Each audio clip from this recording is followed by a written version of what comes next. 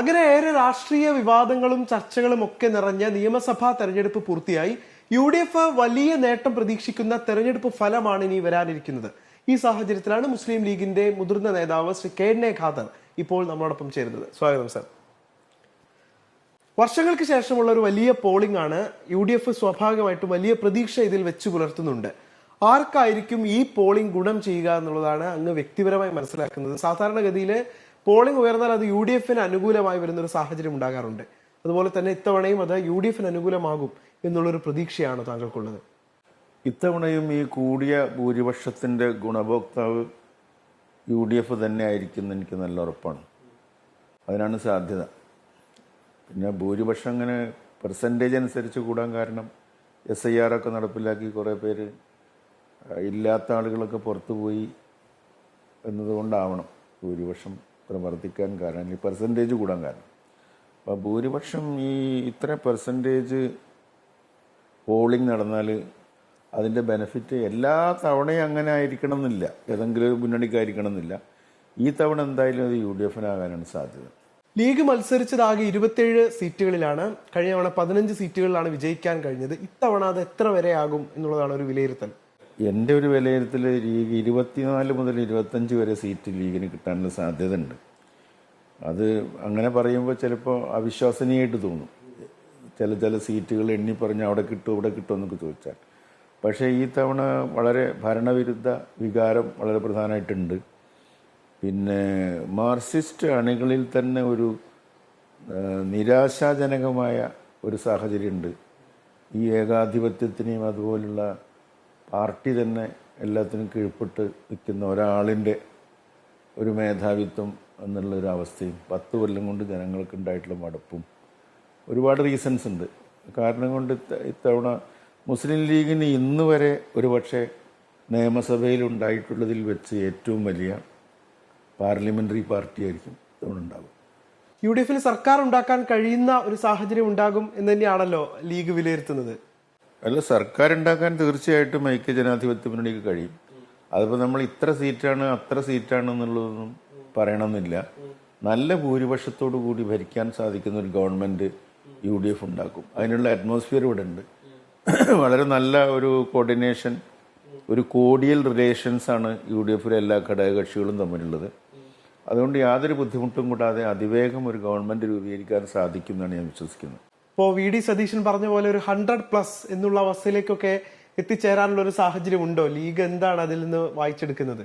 അല്ല, ഞാൻ അങ്ങനെ പ്ലസ് മൈനസ് ഒന്നും പറയണില്ല.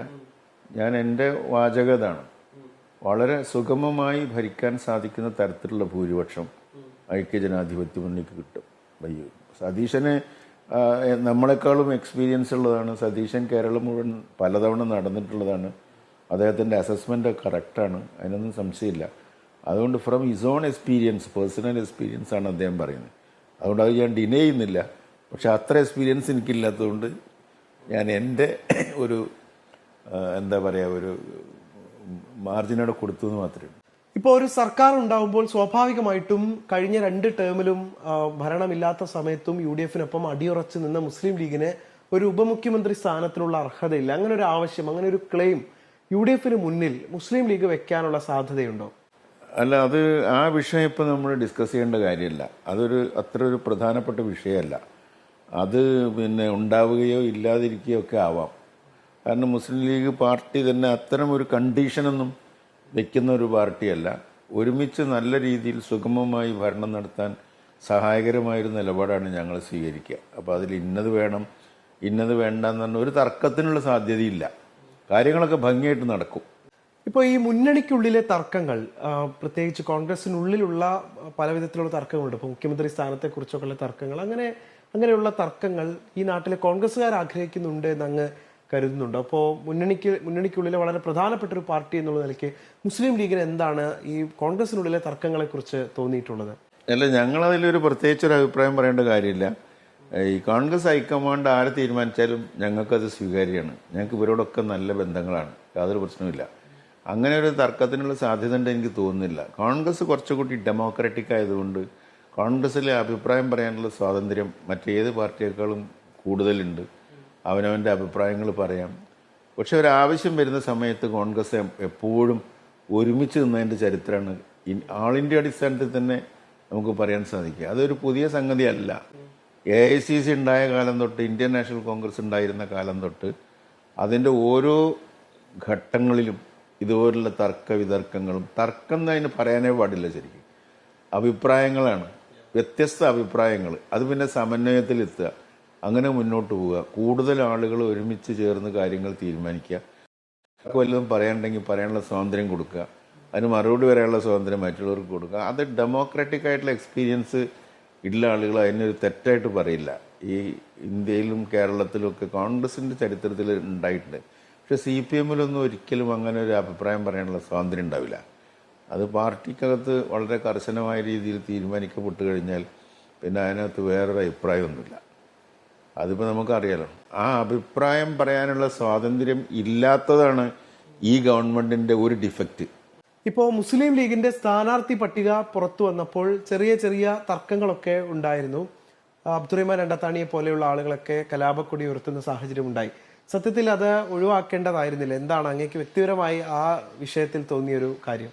അല്ല, സ്ഥാനാർത്ഥി പട്ടിക വളരെ നല്ല സ്ഥാനാർത്ഥി പട്ടികയാണ്. മുസ്ലിം ലീഗ് ഒരു ചെറിയ പാർട്ടിയാണ്. ധാരാളം പേരെ അക്കോമഡേറ്റ് ചെയ്യേണ്ടതുണ്ട്. അതിൽ യങ്സ്റ്റേഴ്സ് വേണം, വിമൻ വേണം, പഴയ ആളുകൾ വേണം, എല്ലാത്തിനും പറ്റിയ ആളുകൾ വേണം. അങ്ങനെയൊക്കെ പലതരത്തിൽ ആലോചിച്ച് തിരിച്ചും മറിച്ചും ആലോചിച്ചിട്ട് പാർട്ടി എത്തിച്ചേർന്ന ഒരു നിഗമനമാണത്. അത് വളരെ സ്വാഗതാർഹമായ ഒരു തീരുമാനമായിട്ടാണ് എനിക്ക് തോന്നിയിട്ടുള്ളത്. ഈ പൊട്ടിത്തെറി ഞെട്ടിത്തെറി എന്നൊക്കെ പറയുന്നത് വെറുതെ പറയല്ലാതെ അതൊന്നും ലീഗിനകത്ത് ഉണ്ടായിട്ടില്ല. അങ്ങനെ ഒരു പ്രശ്നമില്ല. ഏറ്റവും ഒടുവിൽ UDF അധികാരത്തിൽ വന്ന തെരഞ്ഞെടുപ്പിൽ 5 മന്ത്രിസ്ഥാനങ്ങൾ UDF-ന് ലഭിച്ചിരുന്നു. ഇത്തവണയും ആ 5 എന്നുള്ളതിൽ തന്നെ UDF നിലയുറപ്പിക്കാനാണോ സാധ്യത, അതോ കൂടുതൽ മന്ത്രിസ്ഥാനങ്ങൾ ലീഗ് ആവശ്യപ്പെടാനുള്ള സാധ്യതയുണ്ടോ? മുസ്ലിം ലീഗ് അത്തരം വിഷയങ്ങളിലൊന്നും യാതൊരു പ്രശ്നവും ഉണ്ടാക്കാൻ പോകുന്നില്ല.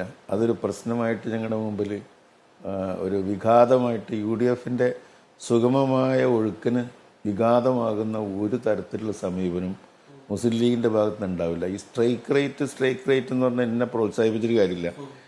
മുസ്ലിം ലീഗിന് 3-4 സീറ്റുകൾ കൂടുക കുറയുക ഇതൊക്കെ പതിവാണ്. അപ്പോൾ കുറഞ്ഞ സമയത്തും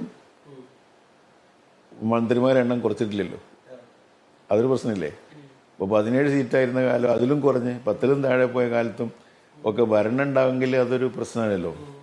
അപ്പോൾ ഇത്ര മന്ത്രിമാരെ കിട്ടണം, അത് ഉപമുഖ്യമന്ത്രി സ്ഥാനം കിട്ടണം, അത് വേണം ഇത് വേണം എന്നൊക്കെ ഒരു വാശി പിടിച്ചിട്ട് ഏതെങ്കിലും കുഞ്ഞുങ്ങളെപ്പോലുള്ളൊരു പെരുമാറ്റം വളരെ പരിപക്വമായ മുസ്ലിം ലീഗ് നേതൃത്വത്തിൻ്റെ ഭാഗത്തുനിന്ന് ഉണ്ടാവില്ല എന്നുള്ളത് ഉറപ്പാണ്. ഞങ്ങളത് സീരിയസ് ആയിട്ട് എടുത്തിട്ടില്ല. അത് കൂടി ആലോചിച്ചിട്ട് UDF എന്ത് തീരുമാനിക്കുന്നു അത് ഞങ്ങൾക്ക് സമ്മതമാണ്. അപ്പൊ അങ്ങ് 3 തവണ നിയമസഭയിൽ എത്തിയിട്ടുള്ള ഒരു ജനപ്രതിനിധിയാണ്.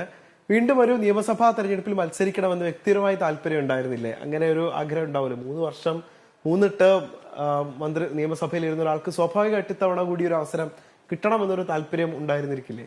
ഈ എന്തെങ്കിലും ഒരു പാർലമെന്ററി പാർട്ടിയിൽ അല്ലെങ്കിൽ ഒരു രാഷ്ട്രീയ രംഗത്ത് വളരെ കാലം സജീവമായി നിൽക്കുന്ന ആളുകൾക്ക് ഒരു അങ്ങനെ തോന്നാറൊക്കെ ഉണ്ടാവും. പക്ഷെ എന്നെ സംബന്ധിച്ച് എനിക്കൊരു പ്രശ്നമായിരുന്നില്ല. മുസ്ലിം ലീഗ് പാർട്ടി തീരുമാനിക്കുന്ന എന്തും എനിക്ക് സമ്മതമായിരുന്നു. ഞാൻ ആവശ്യമാണെന്ന് പാർട്ടി തീരുമാനിച്ചാൽ ഐ എം റെഡി. വേണ്ടാന്ന് തീരുമാനിച്ച് വേറെ ഏതെങ്കിലും ജോലിയാണ് ഞാൻ ചെയ്യേണ്ടതെന്ന് പാർട്ടി തീരുമാനിച്ചാൽ ആ ജോലിയും ചെയ്യാൻ ഞാൻ റെഡിയായിരുന്നു. അല്ലാത്തൊരു പ്രശ്നങ്ങളും എനിക്കുണ്ടായിട്ടില്ല. ഞാൻ നിയമസഭയിൽ 3 തവണ ഇരുന്ന ആളാണ്. ആ 3 തവണയും എൻ്റെ ശേഷി അനുസരിച്ച് ഒരുപാട് കാര്യങ്ങൾ പുതുതായിട്ട് നടപ്പിലാക്കാനും കൊണ്ടുവരാനും മണ്ഡലങ്ങളിലൊക്കെ വികസന പ്രവർത്തനം നടത്താനും ശ്രമിച്ചിട്ടുണ്ട്. അതുകൊണ്ടാണല്ലോ 2-3 തവണ എനിക്കാകാൻ കഴിഞ്ഞു. അപ്പം അതുകൊണ്ട് ഇപ്പോൾ പാർട്ടി ഇങ്ങനെ തീരുമാനിച്ചതിൽ എനിക്ക് പ്രത്യേകിച്ചൊന്നും ഒരു എതിർപ്പോ വിഷമമൊന്നുമില്ല. ഞാൻ അബ്സല്യൂട്ട്ലി അല്ലെങ്കിൽ പൂർണ്ണമായും പാർട്ടിയുടെ എല്ലാ തീരുമാനങ്ങൾക്കും വഴങ്ങി പാർട്ടിയുടെ നിർദ്ദേശങ്ങൾ പരിഗണിച്ചുകൊണ്ട് മുന്നോട്ട് പോകാൻ ആഗ്രഹിക്കുന്ന ഒരാളാണ്. ഒരു മന്ത്രിയായിട്ടൊക്കെ വിരമിക്കണം, ഒരു ആ മന്ത്രിസ്ഥാനം കൂടി അലങ്കരിച്ച ശേഷം ഒരു കാലയളവിലേക്ക് പോകണം, ഒരു വിശ്രമ ജീവിതത്തിലേക്ക് പോകണം എന്നൊരു ആഗ്രഹം അങ്ങേക്ക് ഉണ്ടായിരുന്നില്ലേ? അങ്ങനെ സംഭവമില്ല. ഇത്തവണ ഏറ്റവും കൂടുതൽ ചർച്ച ചെയ്യപ്പെട്ട ഒരു വിഷയമാണ് ഇപ്പോൾ ജമാഅത്തെ ഇസ്ലാമി UDF കൂട്ടുകെട്ട്, SDPA LDF കൂട്ടുകെട്ട്. സത്യത്തിൽ ഇങ്ങനെ ഇത്തവണ ഉയർന്നു വന്ന പ്രധാനപ്പെട്ട ഒരു രാഷ്ട്രീയ വിഷയവും ഇതായിരുന്നു. എന്താണ് അങ്ങേക്ക് ഈ വിഷയത്തിൽ വിവിധ ആരോപണങ്ങൾ ഉയർന്നു വന്നിട്ടുള്ള ആരോപണങ്ങളെ കുറിച്ച് തോന്നിയിട്ടുള്ള ഒരു കാര്യം? സംസ്ഥാനത്തൊരു LDF SDPA ബന്ധമുണ്ടായിരുന്നു എന്ന് അങ്ങ് കരുതുന്നുണ്ടോ? അതോടൊപ്പം തന്നെ ജമാഅത്തെ ഇസ്ലാമി UDF ആരോപണത്തെ കുറിച്ച് എന്താണ് തോന്നിയിട്ടുള്ളത്? അങ്ങനെ ഒരു സഖ്യം ജമാഅത്ത് ഇസ്ലാമിയായിട്ടോ വേറെ ഏതെങ്കിലും ഒരു പ്രത്യേക കക്ഷികളായിട്ടോ UDF ഉണ്ടാക്കിയിട്ടില്ല. അത് ദുഷ്പ്രചരണങ്ങളാണ്. ഇപ്പോൾ ഈ ജമാഅത്തെ ഇസ്ലാമി എന്ന് പറയുന്നത് ഒരു പാർട്ടിയല്ല, അതൊരു സംഘടന, മതസംഘടനയാണ്. വെൽഫെയർ പാർട്ടിയാണ് അവരുടെ പാർട്ടി.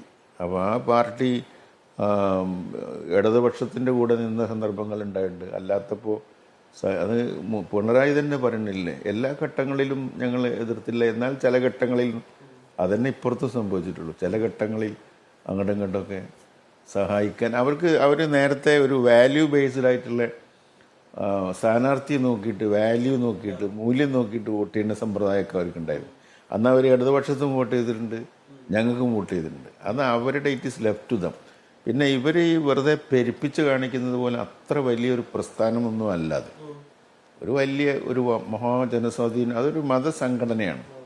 അതിന് അങ്ങനെ ജനസംഖ്യ എത്ര ഉണ്ട് എന്നുള്ളതനുസരിച്ചല്ല, അതിൻ്റെ ഐഡിയോളജി എങ്ങനെയാണ്, അതിൻ്റെ കാര്യങ്ങൾ അതനുസരിച്ച് നിൽക്കുന്ന പാർട്ടിയാണ്.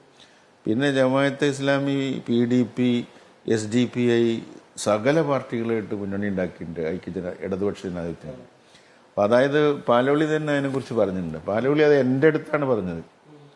അതായത് നിയമസഭ TV നടത്തിയ ഒരു ഇൻ്റർവ്യൂവിൽ, ആ ഇൻ്റർവ്യൂ നടത്താൻ വേണ്ടി എന്നെയും NP രാജേന്ദ്രനെയാണ് ചുമതലപ്പെടുത്തിയത്. അങ്ങനെ മുതിർന്ന ആളുകളെ ഇൻ്റർവ്യൂ ഉണ്ടായിരുന്നു. ആ ഇൻ്റർവ്യൂ ഞങ്ങളാണ് നടത്തിയത്, ഈ രാജേന്ദ്രനും ഞാനും കൂടെ. അപ്പോൾ ഞങ്ങളോടാണ് പാലോളി പറഞ്ഞത് ജമാഅത്തെ ഇസ്ലാമിയായിട്ട് ഞങ്ങൾ പലതവണ ചേർന്നിട്ടുണ്ട്. അതൊരു ഇഷ്യൂ അല്ല, അതൊരു നോൺ ഇഷ്യൂ. ഈ തെരഞ്ഞെടുപ്പ് കാലത്ത് അവർ ഇഷ്യൂ ആക്കിയതാണ്, ചില ഗുണം അപ്പുറത്ത് പ്രതീക്ഷിച്ചുകൊണ്ട്, അല്ലാതെ അതൊരു സീരിയസ് ഇഷ്യൂ അല്ല. അദ്ദേഹം ജമാഅത്തെ ഇസ്ലാമിയായിട്ട് ഞങ്ങൾ പലപ്പോഴും കൂട്ടിച്ചേർന്നിട്ടുണ്ട്. അതിൻ്റെ വീഡിയോ ഉണ്ട്, അവൈലബിൾ ആണ്. അത് അത് എന്നോട് പറഞ്ഞുകൊണ്ട് എനിക്ക് വിശ്വസിക്കാമല്ലോ.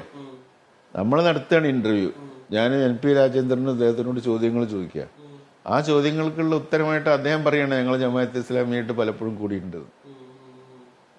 അപ്പോൾ ഡയറക്റ്റായിട്ട് എനിക്ക് കിട്ടിയ ആൻസറാണ്. അപ്പോൾ അതിപ്പോൾ അദ്ദേഹം പറഞ്ഞില്ലെങ്കിലും അവരുടെ പാർട്ടിയുടെ ഒരു സമീപനം പരിശോധിച്ചാൽ ഇപ്പോൾ അതുപോലെ ഇപ്പോൾ ഈ ഡീല്, ഈ പ്രശ്നങ്ങളൊക്കെ ധാരാളമായിട്ട് ഈ തെരഞ്ഞെടുപ്പിൽ ചർച്ച ചെയ്തല്ലോ.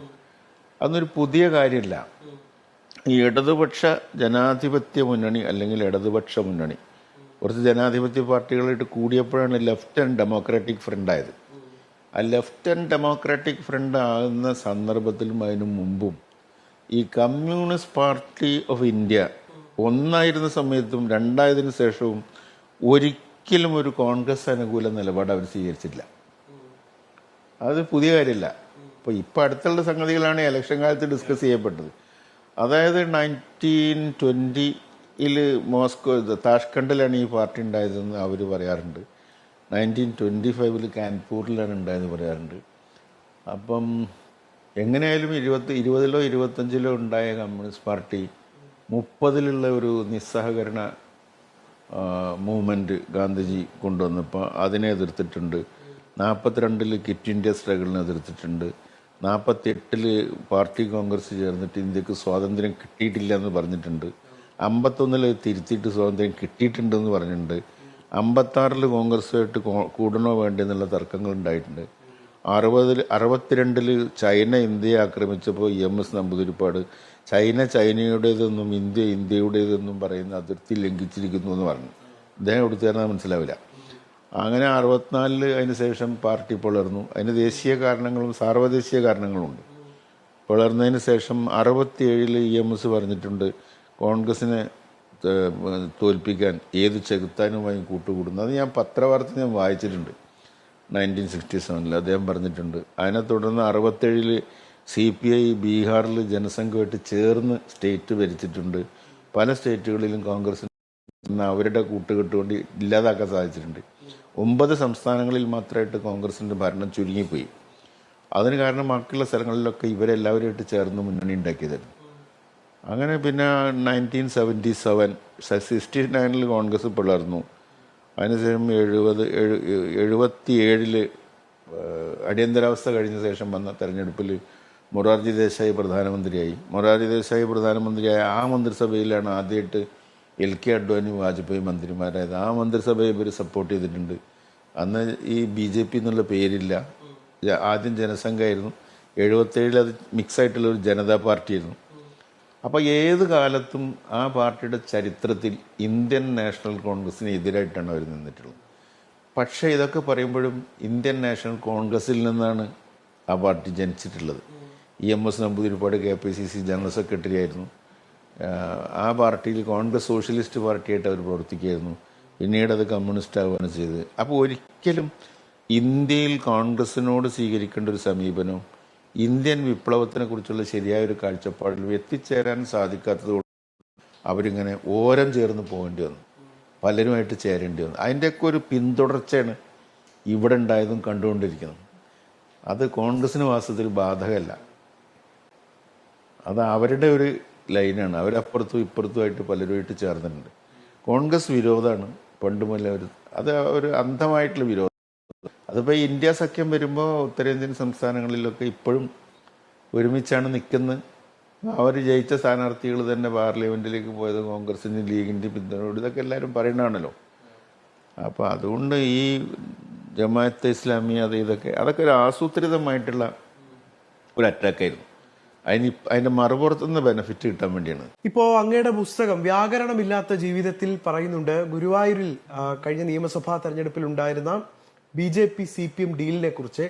അത് അങ്ങയുടെ ബോധ്യത്തിൽ നിന്ന്, നേരിട്ടുള്ള ബോധ്യത്തിൽ നിന്ന് പറഞ്ഞ കാര്യങ്ങളായിരുന്നു. എന്തായിരുന്നു അങ്ങയുടെ ആ പുസ്തകത്തിലെ ആ പരാമർശത്തിന്റെ സാഹചര്യം, സാധ്യത? അതെ, ഞാൻ നേരിട്ട് ബോധ്യപ്പെടാത്തതൊന്നും ആ പുസ്തകത്തിൽ എഴുതിയിട്ടില്ല.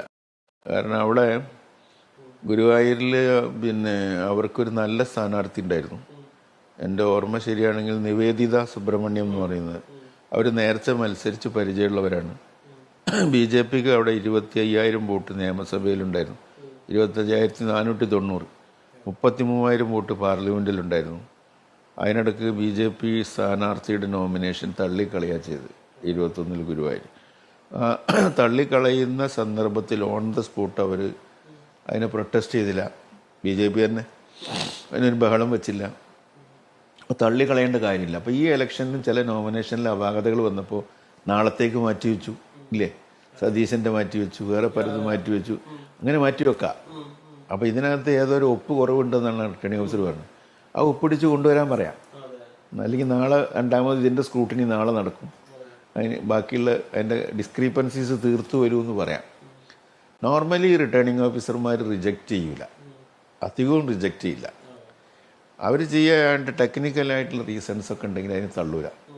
അവർ പറയും നിങ്ങൾ കോടതിയിൽ പിന്നെ ഇലക്ഷൻ കഴിഞ്ഞിട്ട് വേണമെങ്കിൽ പോയിക്കോ, ഇപ്പം ഞാൻ നോമിനേഷൻ സ്വീകരിച്ചിരിക്കുന്നു. ഇത് ആസൂത്രിതമായിട്ടുള്ളൊരു കാൽക്കുലേറ്റഡ് ആയിട്ടൊരു പണിയായിരുന്നത്. ആ returning officer also favouring the left ആയിരുന്നു. BJPയുടെ ആളുകൾ, പ്രതിനിധികൾ ഈ സ്ക്രൂട്ടിനി സമയത്ത് അവിടെ ഉണ്ടായിരുന്നു. അവർ ശക്തമായി പ്രൊട്ടസ്റ്റ് ചെയ്യുക, ബഹളം വയ്ക്കുക ഒന്നും ചെയ്തില്ല. പിന്നെ അവർക്ക് സ്ഥാനാർത്ഥി ഇല്ലാതായപ്പോൾ അവരൊരു സ്വതന്ത്ര സ്ഥാനാർത്ഥിക്ക് പിന്തുണ കൊടുത്തു. ആ സ്വതന്ത്ര സ്ഥാനാർത്ഥിക്ക് കിട്ടിയത് 6,000 വോട്ടാണ്. അപ്പോൾ 25,000 ഉണ്ടെങ്കിൽ തന്നെ 19 കുറവുണ്ട്, 33 ഉണ്ടെങ്കിൽ അതിലേറെ കുറവുണ്ട്. പിന്നെ എൻ്റെ വോട്ട് പോയതാണോ എന്ന് അറിയണമെങ്കിൽ അവിടെ എനിക്ക് തൊട്ട് മുമ്പിലുള്ള അസംബ്ലി ഇലക്ഷനിൽ PM സാദിഖ് അലിക്ക് 50,000 വോട്ടാണ് കിട്ടിയത്. എനിക്ക് 58,000 വോട്ടാണ്. ദ ഹയസ്റ്റ് വോട്ട് UDF സ്ഥാനാർത്ഥിക്ക് അവിടെ കിട്ടിയത് എനിക്കാണ്. പിന്നെ കുറേ ആൾ പോൾ ചെയ്യാതെ ഇരുന്നാണെങ്കിലും ഇങ്ങനെ സംഭവിക്കാം. പക്ഷേ പോളിംഗ് പെർസെൻറ്റേജിൽ ഒരു കുറവുണ്ടായിരുന്നില്ല. എല്ലാ സാധാരണ പോലുള്ള പോളിംഗ് ഉണ്ടായിട്ടുണ്ട്. അപ്പോൾ ഉറപ്പല്ലേ കാര്യങ്ങൾ. അതിന് അങ്ങനെ ഒരു സംഭവം ഉണ്ടായെന്ന് ഞാൻ അതിനകത്ത് എഴുതിയിട്ടുണ്ട്. കേരള രാഷ്ട്രീയത്തിൽ പലപ്പോഴും കേട്ടിട്ടുള്ള ഒരു കാര്യമാണ്, മുസ്ലിം ലീഗ് CPM-നൊപ്പം ചേർന്ന് LDF-ലേക്ക് പോകുമെന്നും CPI തിരിച്ച് UDF-ലേക്ക് എത്തുമെന്നും. അങ്ങനെ ഒരു ചർച്ചയൊക്കെ എപ്പോഴെങ്കിലും നടന്നതായിട്ട് അങ്ങയുടെ ശ്രദ്ധയിൽപ്പെട്ടിട്ടുണ്ടോ? അങ്ങനെ ഒരു സാഹചര്യം എപ്പോഴെങ്കിലും സംസ്ഥാന രാഷ്ട്രീയത്തിൽ ഉണ്ടായിട്ടുണ്ടോ? ഇല്ല, അങ്ങനെ ഒരു ആലോചന നേതൃതലങ്ങളിൽ ഉണ്ടായിട്ടില്ല. അത് അങ്ങനെ ഒരു പ്രചാരം നടന്നു എന്ന് എനിക്കും തോന്നിയിട്ടുണ്ട്. പക്ഷേ അങ്ങനെ വാസ്തവത്തിൽ ഉണ്ടായില്ല. അതിന് കാരണം എന്താ വെച്ചാൽ CPM തന്നെ മുസ്ലിം ലീഗ് മതേതര പാർട്ടിയാണ്, മുസ്ലിം ലീഗ് മതേതര പാർട്ടിയാണ് എന്നിങ്ങനെ പറയാൻ തുടങ്ങിയപ്പോൾ എന്തെങ്കിലും ഉണ്ടോയെന്ന് സംശയം തോന്നിയതാണ്. അത് ആ അറ്റത്ത് മാത്രമേ ഉണ്ടായിരുന്നുള്ളൂ. അപ്പോൾ അവരെ സംബന്ധിച്ച് അവർ ആദ്യത്തെ തവണ അധികാരത്തിൽ വരുമ്പോഴും ആദ്യത്തെ തവണ വന്നു, രണ്ടാമത്തെ തവണ അധികാരത്തിൽ വരുമ്പോൾ അവർ പ്രധാനമായിട്ടും മുസ്ലിം കമ്മ്യൂണിറ്റിയാണ് ടാർഗറ്റ് ചെയ്തത്. അതിനവർ മുസ്ലിം ലീഗ് വളരെ നല്ല പാർട്ടിയാണ്, മതേതര പാർട്ടിയാണ്, സമുദായത്തിൻ്റെ താല്പര്യങ്ങളൊക്കെ ഇങ്ങനെ പറയാൻ തുടങ്ങി. നേതാക്കന്മാർ തന്നെ മതേതര സർട്ടിഫിക്കറ്റുകൾ ഇങ്ങനെ വെറുതെ വിതരണം ചെയ്യാൻ തുടങ്ങി. മൂന്നാമത് ജയിക്കണമെങ്കിൽ മുസ്ലിം കമ്മ്യൂണിറ്റിക്ക് കൊണ്ട് പ്രയോജനമില്ല എന്ന് അവർക്ക് ബോധ്യമായി അടുത്ത വർഷത്തിന്. അന്നാണ് മുഖ്യമന്ത്രി പിന്നെ മലപ്പുറത്തിനെ കുറിച്ച് പറയാൻ തുടങ്ങിയത്. ഒരുപാട് സംഭവങ്ങളുണ്ടായി. വിജയരാഘവൻ്റെ സ്റ്റേറ്റ്മെൻറ്റ്, കടകംപള്ളിയുടെ സ്റ്റേറ്റ്മെൻറ്റ് ഒക്കെ മൈനോറിറ്റിക്കെതിരായിട്ടുള്ള സ്റ്റേറ്റ്മെൻറ്റാണ്. അങ്ങനെ ധാരാളം സ്റ്റേറ്റ്മെൻറ്റ് വന്നു. അതൊരു കോഴിക്കോട് ജില്ലാ സെക്രട്ടറി മോഹൻ മറ്റേ മാക്സവൻ മാതിരിയുള്ള എക്സർസൈസിനെതിരെ വരെ പറഞ്ഞു. അങ്ങനെ പിന്നെ മലപ്പുറത്തിനെ കുറിച്ച് പറഞ്ഞു, ഇവിടെ സ്വർണം പൊട്ടിക്കലാണ്, കക്കലാണ്, കളവാണ്, മോശമാണ്. അത് പിന്നെ മറ്റേ ആളെ കൊണ്ട് പറയിപ്പിക്കുകയും ചെയ്തു. ഇങ്ങനെയൊക്കെ. അതുപോലെ ഡൽഹിയിൽ പോയി പ്രസ് കോൺഫറൻസ് നടത്തി. അവിടെ എല്ലാ പത്രങ്ങളിലും അറിഞ്ഞ്, ഡൽഹിയിൽ അറിഞ്ഞെങ്കിലേ ഇവർക്ക് ഇതിൻ്റെ യജമാനൻ്റെ പ്രീതി സമ്പാദിക്കാൻ പറ്റുള്ളൂ. അതുകൊണ്ടാണ് ഇവിടെ പറഞ്ഞത് പോരാഞ്ഞിട്ട്, എന്നിട്ട് അരിശം തീരാഞ്ഞിട്ട് അവൻ അപ്പുര ചുറ്റും വണ്ടി നടന്നു എന്ന് കുഞ്ഞനമ്മാർ പറഞ്ഞ മാതിരി അവിടെ പോയിട്ട് ന്യൂസൊക്കെ കൊടുത്ത്. അപ്പോൾ രണ്ടാമത്തെ ഗവൺമെൻറ് വരാൻ മുസ്ലിം കമ്മ്യൂണിറ്റി ആശ്രയിക്കുക, മൂന്നാമത്തെ ഗവൺമെൻറ് വരാനുള്ള ഒരുക്കങ്ങളുടെ ഭാഗമായിട്ട് ഒരു 6 മാസം, ഒരു കൊല്ലം മുമ്പ് മുതൽ മുസ്ലിം കമ്മ്യൂണിറ്റിയെ എതിർക്കുക, ആവശ്യത്തിനും അനാവശ്യത്തിനും. അങ്ങനെ എതിർത്ത് ഒരു കൺസോളിഡേഷൻ മെജോറിറ്റി കമ്മ്യൂണിറ്റി ഉണ്ടാക്കാൻ വേണ്ടി ഒരു ശ്രമം അവർ നടത്തിയിട്ടുണ്ട്. അല്ലാതെ ഞങ്ങൾ ഇപ്പോൾ പ്രമേശ് ചോദിച്ച മാതിരി ഞങ്ങളൊരിക്കലും ഈ 2 തവണ പുറത്തിരുന്നത് കൊണ്ട് അടിയന്തരമായി ഇടതുപക്ഷത്ത് ചേരണമെന്ന് ആഗ്രഹിച്ചിട്ടില്ല. പിന്നെ ഈ CPI CPM തമ്മിലുള്ള തർക്കങ്ങളുണ്ടാകുമ്പോൾ CPI ഇങ്ങോട്ട് വന്നോട്ടെ എന്നൊക്കെ പറയും, വിളിക്കുകയൊക്കെ ചെയ്തിട്ടുണ്ട്. അതായത് ടൈമലി ഇൻ്റർവെൻഷനാണ്, അത്രയേ ഉള്ളൂ. അങ്ങനെ ലീഗ് CPM-ൽ എത്തണമെന്ന് CPM ആഗ്രഹിച്ചിട്ടുണ്ടോ എപ്പോഴെങ്കിലും? ആഗ്രഹിച്ചിട്ടുണ്ടെന്ന് ഞാൻ മനസ്സിലാക്കണം. ആദ്യഘട്ടത്തിൽ അവർ അങ്ങനെ വന്നാൽ തർക്കമില്ല എന്ന് ആഗ്രഹിച്ചു. പക്ഷെ അത് ഇറ്റ് ഈസ് നോട്ട് പോസിബിൾ. അത് ഒരു ഐഡിയോളജിക്കലായിട്ട് തന്നെ കുറേ 10-50 കൊല്ലമായിട്ട് തുടരുന്ന ഈ ഒരു ഇത് സാധ്യമല്ല. UDF ഈ ഐക്യ ജനാധിപത്യ മുന്നണി ഉണ്ടായത് തന്നെ CPM-ആയിട്ടുള്ള ഫൈറ്റിലാണ്. 69-ൽ അച്യുതമേനോനെ കൊണ്ടുവന്ന് മുഖ്യമന്ത്രിയാക്കിയതും 67-ലെ നമ്പൂതിരിപ്പാടിൻ്റെ ഗവൺമെൻറ്റും അഴിമതി അന്വേഷണവും MN-ന്റെ TV, അതുപോലെ B. വെല്ലിംഗ്ടൺ, ഇങ്ങനെയൊക്കെ അവരുടെ പേരിൽ ആരോപണങ്ങളും ഒക്കെ വന്നപ്പോൾ ആ ഏകാധിപത്യവും അന്നത്തെ ധാർഷ്ട്യവും അവസാനിപ്പിക്കാൻ വേണ്ടിയാണ് കരുണാകരനും ഭാവഗീതങ്ങളും ഈ ബേബി ജോണും CH എല്ലാം കൂടി ചേർന്ന് വേറൊരു മുന്നണി ഉണ്ടാക്കിയത്. അപ്പോൾ ആ UDF-ൻ്റെ വെരി ബിഗിനിങ്, അന്ന് അതിന് UDF നല്ല പേര്, അതിൻ്റെ വെരി ബിഗിനിങ് തന്നെ ഇവരായിട്ടുള്ള ഫൈറ്റിലാണ്. അങ്ങനെ വന്നിട്ട് നമ്മൾ ആളുകളൊക്കെ അതനുസരിച്ച് സ്ട്രീം ലൈൻ ചെയ്തിട്ടുണ്ട്. അപ്പോൾ അവരത് മാറ്റിയിട്ട് പെട്ടെന്ന് അപ്പുറത്തേക്ക് കൊണ്ടുപോലൊന്നും എളുപ്പമുള്ള കാര്യമില്ല. പിന്നെ ഇവരെ വിശ്വസിച്ചിട്ട് ഇവരിപ്പോൾ അഖിലേന്ത്യാ ലീഗ് അതിൻ്റെ കൂടെ നിന്ന സമയത്ത് അതിനെ പുറത്താക്കിയില്ല അവർ. അവർക്ക് ആവശ്യം വന്നപ്പോൾ അച്യുതാനന്ദൻ്റെ ആ കാലം വന്നപ്പോഴേക്ക് ഒരു ലീഗ് ഇതിൽ വേണ്ട, വർഗീയവാദികൾ വേണ്ട, പ്യുവർ പിന്നെ സെക്യുലർ എന്ന് പറഞ്ഞിട്ടല്ലേ അവർ അന്ന് ജയിച്ചത്. പക്ഷേ ആ പ്യുവർ സെക്യുലറിൽ ഒരു ഹിന്ദു വോട്ടാണ് ഉദ്ദേശിച്ചത്. അതിൻ്റെ ഒരു ന്യൂ വെർഷനാണ് ഇപ്പോൾ നടന്നത്. ഏറ്റവും ഒടുവിലായിട്ട് അങ്ങയുടെ പുസ്തകത്തിൽ പറയുന്നുണ്ട്, ഇപ്പോൾ സ്ഥാനാർത്ഥികളാക്കപ്പെട്ടിട്ടുള്ള ഒരുപാട് യുവമുഖങ്ങളെ കുറിച്ച്, അവരുടെ കീപ്പബിലിറ്റി എന്താണ് എന്നൊക്കെ വളരെ വ്യക്തമായി വിശദീകരിക്കുന്നുണ്ട്. ഒരുപക്ഷെ സ്ഥാനാർത്ഥി പ്രഖ്യാപനത്തിന് മുമ്പ് അങ്ങ് എഴുതിയതാണത്. അപ്പോൾ എങ്ങനെയായിരുന്നു ആ ഒരു ദീർഘവീക്ഷണം ഉണ്ടായത് ഈ കുട്ടികളെ കുറിച്ചൊക്കെ? അല്ല, എൻ്റെ ഫ്രം മൈ എക്സ്പീരിയൻസ് ഞാൻ നോക്കിയത് പുതിയ കാലഘട്ടത്തിനെ കുറിച്ച് ഞാൻ എപ്പോഴും ഓൾവേസ് ഒറീഡാണ്. ഈ പഴയതുപോലെ ഇനി അങ്ങനെ മുന്നോട്ട് പോകാൻ സാധിക്കില്ല പാർട്ടികൾക്കൊക്കെ. അപ്പോൾ ജെൻസി എന്നൊക്കെ വിളിക്കുന്ന പുതിയ ചെറുപ്പക്കാർ ഭയങ്കരമായിട്ടുള്ള പിന്നെ എന്താ പറയുക എക്സ്പ്ലോഷൻ തന്നെ ഉണ്ടായിട്ടുണ്ട് എഡ്യൂക്കേഷൻ്റെ രംഗത്ത്. ഒരുപാട് ഡോക്ടർമാർ, എൻജിനീയർമാർ, IAS ഓഫീസർമാർ, IPSകാർ, നല്ല വിവരമുള്ളവർ, വായനക്കാർ, എഴുത്തുകാർ, ഇത് ഇത്ര ഉണ്ടായൊരു കാലഘട്ടം ഉണ്ടായില്ല ഇതിനു മുമ്പ്. അപ്പോൾ അതിങ്ങനെ വരികയാണ്. അവരൊക്കെ പോളിറ്റിക്സിലുണ്ട് കുറേ പേര്. അപ്പോൾ മുസ്ലിം ലീഗിൻ്റെ കൂടെ നിൽക്കുന്ന യുവജനങ്ങളിൽ നല്ലൊരു ശതമാനം പുതിയ തലമുറ അവർ നല്ല അറിവുള്ളവരും പ്രാപ്തിയുള്ളവരും കഴിവുള്ളവരും ഒക്കെയാണ്. അതിൽ പെൺകുട്ടികളുമുണ്ട്. അവരാണ് ഈ ഹരിത എന്നൊക്കെ പറഞ്ഞ് വേറെ ഒക്കെ അന്ന് ഉണ്ടായത്.